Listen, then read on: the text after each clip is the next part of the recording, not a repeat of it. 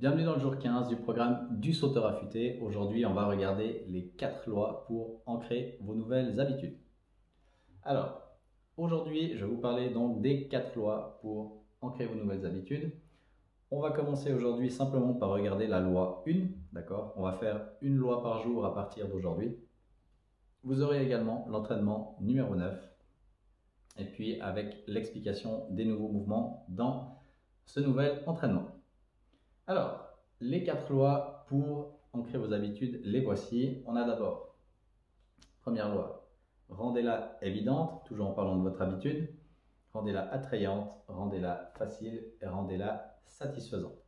Aujourd'hui, du coup, on va partir sur le numéro 1, donc rendez-la évidente. Alors, loi numéro 1, on va commencer par cette petite phrase. La plupart de nos habitudes sont si automatiques qu'on ne s'en rend pas compte.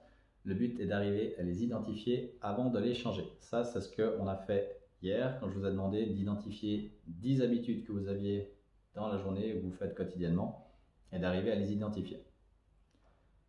Ce que vous pouvez faire en termes d'outils maintenant que je vais vous donner pour identifier ces habitudes et surtout pour les rendre plus évidentes, c'est déjà, premier point, commencer par exemple par une checklist.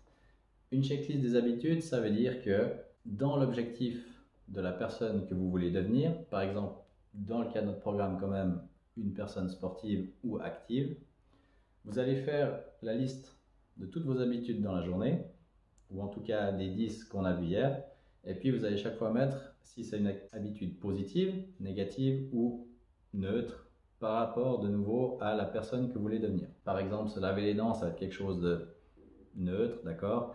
Mais si vous faites déjà 5 minutes de corde à sauter par jour, et ben vous êtes déjà dans une attitude positive, habitude positive. Donc, faites déjà la checklist des habitudes, des 10 qu'on a vu hier, et puis vous mettez si c'est positif, négatif ou neutre, toujours basé sur la personne que vous voulez devenir. Un temps et un lieu. Ça, c'est aussi quelque chose qui vous facilitera énormément la tâche pour mettre de nouvelles habitudes en place et pour qu'elles soient évidentes à faire. L'erreur, ce serait de se dire, par exemple, ce mois, j'aimerais courir plus. C'est beaucoup trop vague. Tandis que si vous remplissez cette phrase, je vais, le comportement que vous aimeriez mettre en place, à telle heure, dans tel lieu, ça deviendra beaucoup plus facile pour vous de faire cette activité. Par exemple, du coup, le j'aimerais courir plus ce mois va devenir j'aimerais courir 5 minutes tous les jours à 18 heures dans le parc à côté de chez moi. C'est tout. Et c'est même pas j'aimerais, c'est je vais. Et comme ça, votre activité elle sera beaucoup plus facile à faire parce que vous savez quand et où vous allez la faire et combien de temps. D'accord? Et même chose, si vous voulez lire plus pendant un mois, eh bien vous pouvez vous mettre je vais lire 5 pages tous les jours à 19 heures dans mon canapé. Comme ça, vous avez le temps et le lieu et c'est tout. Et ce sera beaucoup plus facile pour vous d'ancrer une nouvelle habitude. Ensuite, encore un autre point pour rendre une habitude plus évidente, c'est l'empilement d'habitudes. Donc ici, la phrase que vous allez remplir, c'est après une habitude actuelle, je vais faire une nouvelle habitude. Ici, l'idée, c'est d'utiliser déjà les habitudes qui sont ancrées chez vous pour en ajouter de nouvelles. Pourquoi? Parce que, et ici je l'ai mis, l'importance du bon déclencheur, c'est de cibler des habitudes où vous savez que vous les faites tous les jours. Par exemple, se laver les dents. Se laver les dents, ça peut devenir, après avoir lavé mes dents, je vais méditer pendant 5 minutes. Comme ça, vous savez que vous avez une habitude que vous faites de toute manière et que votre déclencheur il est solide parce que se laver les dents, vous le faites tous les matins et que du coup, empilé à ça, vous allez rajouter vos 5 minutes de méditation. Et puis, ça peut aller encore de plus en plus en plus. Ici, je vous ai mis une petite image qui est tirée d'une vidéo à nouveau sur le livre Atomic Habits. C'est une fois que j'ai lavé les dents, je stretch pour 2 minutes. Une fois que j'ai stretché pendant mes 2 minutes, du coup, je vais planifier ma journée. Et puis, ça peut aller encore et encore. Mais ce qui est important, c'est de commencer par une habitude habituelle où vous avez un déclencheur solide, comme se laver les dents ici. Et puis, on a encore un point ici, environnement versus motivation, où l'auteur du livre, il nous dit que la motivation c'est super, mais qu'au bout d'un moment, si on n'a pas de système en place, eh ben, il y a des moments où elle va forcément tomber et puis on va tout lâcher.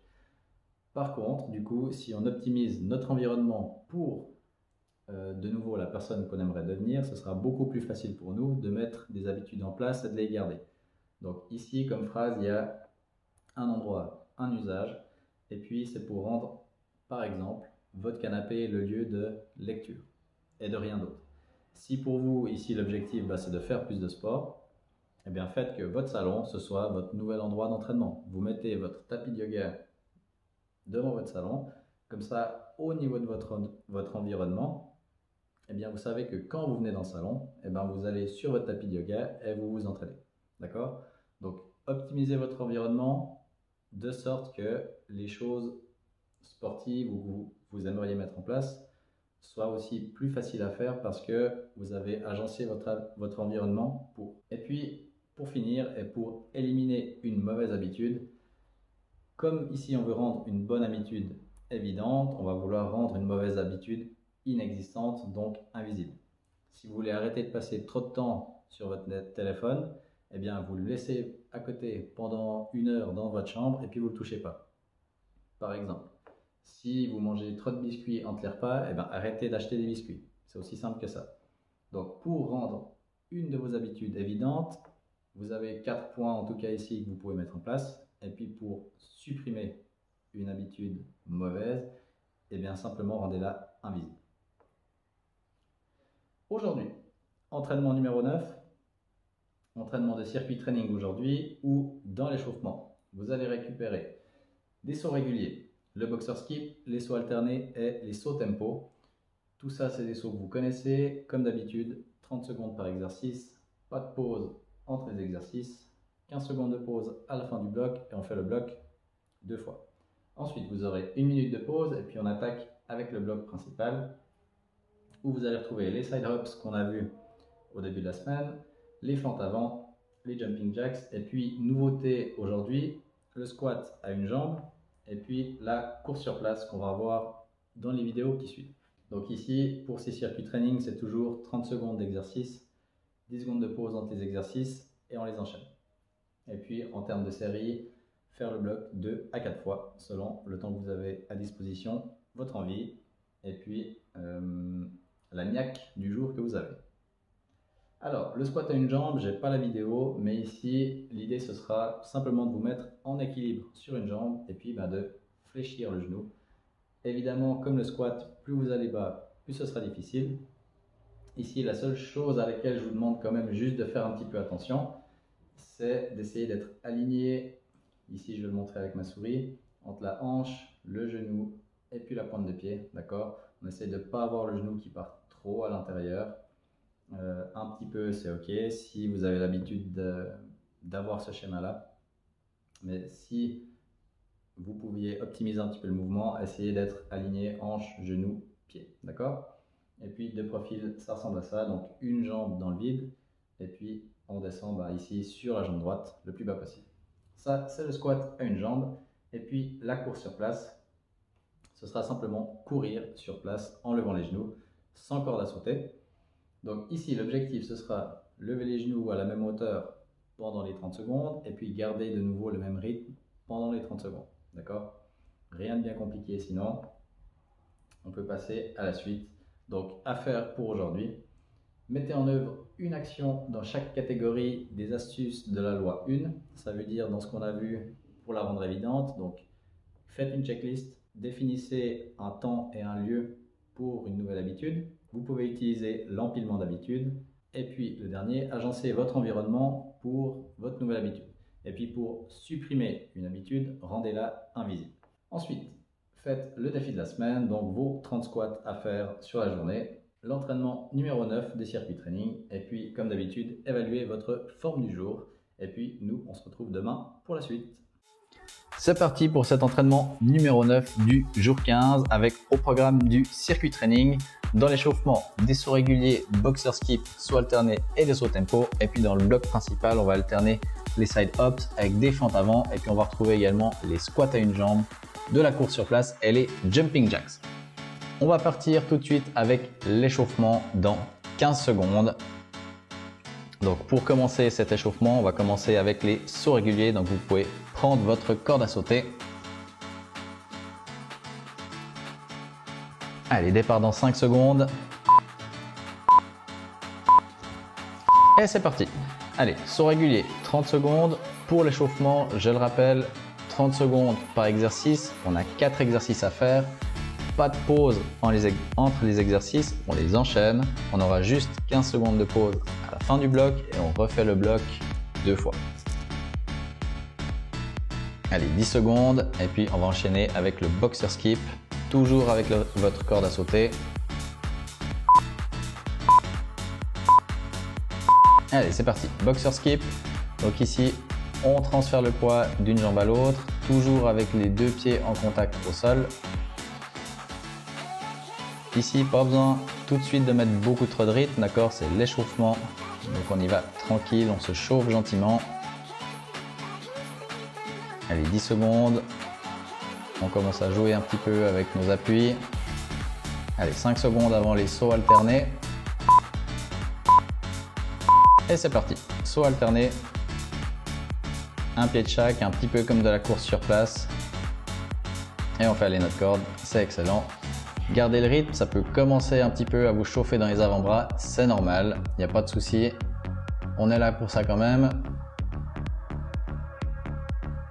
Allez, 10 secondes et puis on va finir par les sauts tempo 2-1.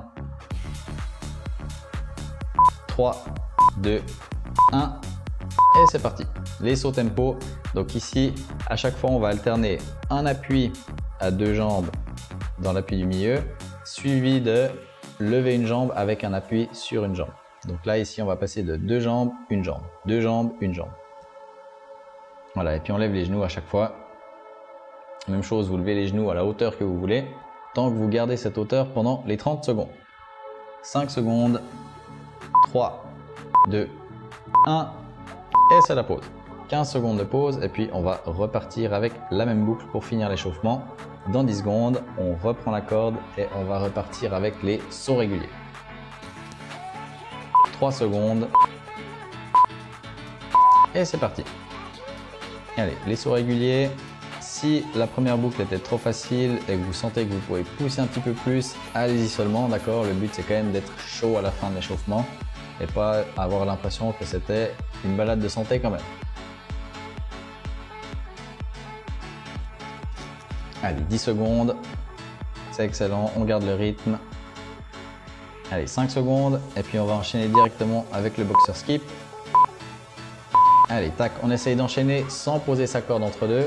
Passer directement d'un pas à l'autre, ça fait aussi partie de ce qu'on travaille en corde à sauter, niveau coordination, le footwork au niveau des pieds. Donc tous ces exercices, évidemment, essayez de les enchaîner sans poser votre corde entre deux. Allez, 10 secondes, c'est excellent. Et puis on va partir sur les sauts alternés, même chose, sans poser votre corde entre deux. 3, 2, 1 et c'est parti. Allez, les sauts alternés.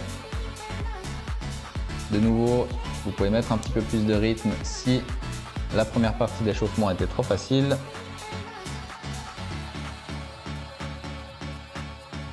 Allez, 15 secondes, on regarde bien devant, on est léger sur les appuis, les avant-bras et les poignets guident le mouvement.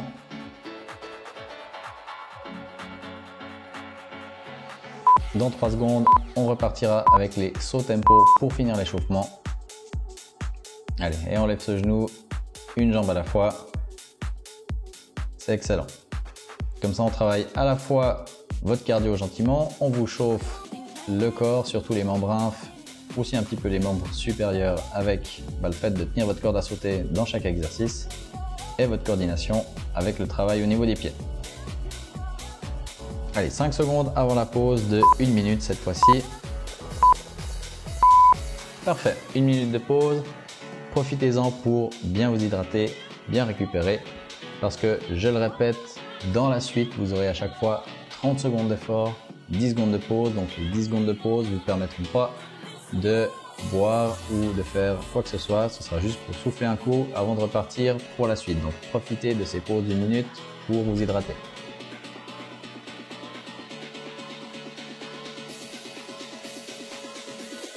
Allez, 30 secondes avant le premier exercice. On commencera par les side hops. Ici, comme on est dans du circuit training, on va enchaîner sur 6 exercices. 30 secondes par exercice où évidemment on va aussi mettre beaucoup d'intensité pendant les 30 secondes. Allez, 10 secondes avant le départ. 5, 2, 1 et c'est parti pour les side ups. Donc ici on saute d'un pied sur l'autre de côté, on reste quand même sur place. Essayez de mettre du rythme, essayez de mettre de l'intensité, mais de garder quand même une belle technique, d'accord? On garde le rythme sur les 30 secondes et c'est un rythme que vous allez devoir garder sur les 4 blocs d'entraînement qui vont constituer cet entraînement. Allez, 5 secondes avant la pause.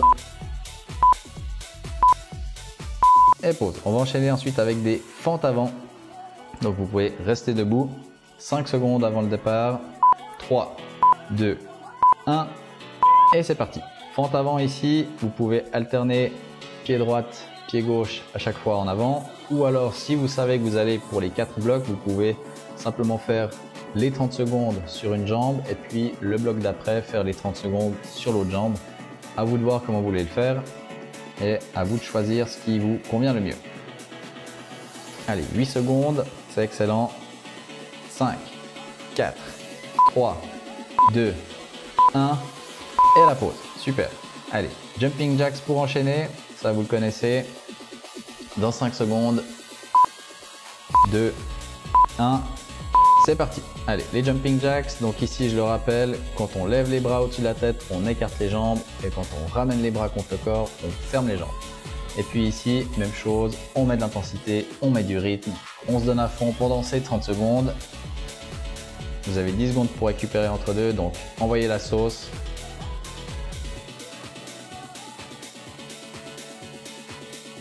Allez, 5 secondes. Et pause, excellent. Allez, squat une jambe pour continuer. J'ai pas la vidéo du squat à une jambe, donc je vous aurais mis celle à 2 jambes. Mais comme vous l'avez vu dans la vidéo, simplement ici se mettre sur une jambe et puis descendre comme pour un squat. Donc plus vous allez descendre bas sur votre jambe, plus ce sera difficile. Donc à vous de gérer aussi la profondeur de votre squat.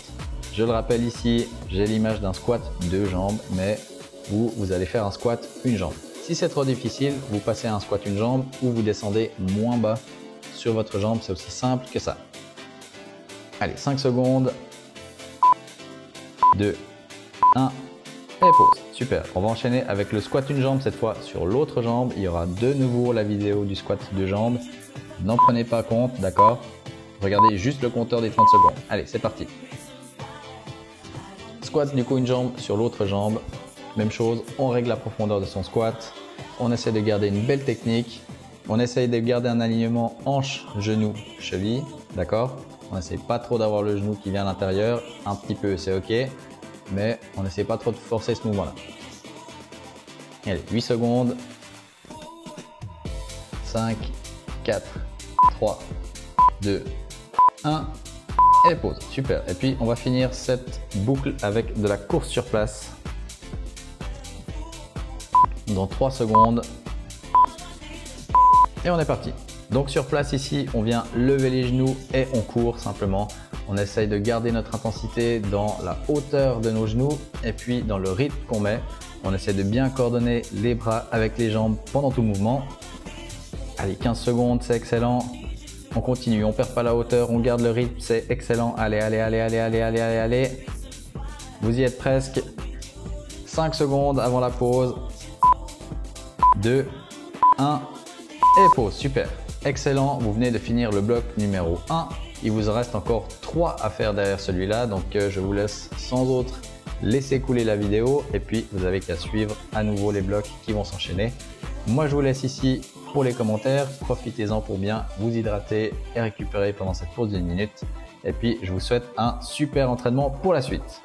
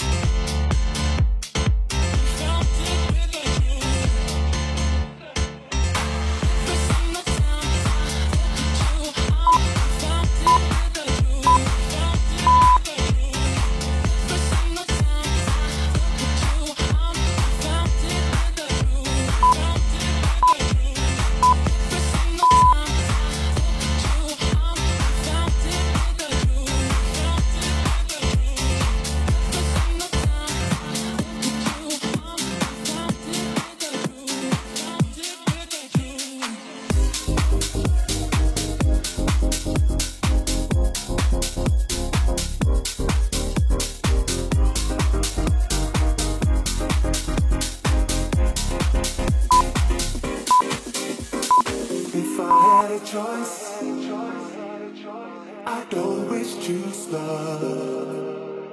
Up and down, good or bad, I don't mind, just as long as it's real. My friends say I'm lucky to have found someone as good as you. My love's understanding and to hold on to you. After all that we've been through, time will change the way I feel about you. Out of all the loves before, you're the finest I'll ever know.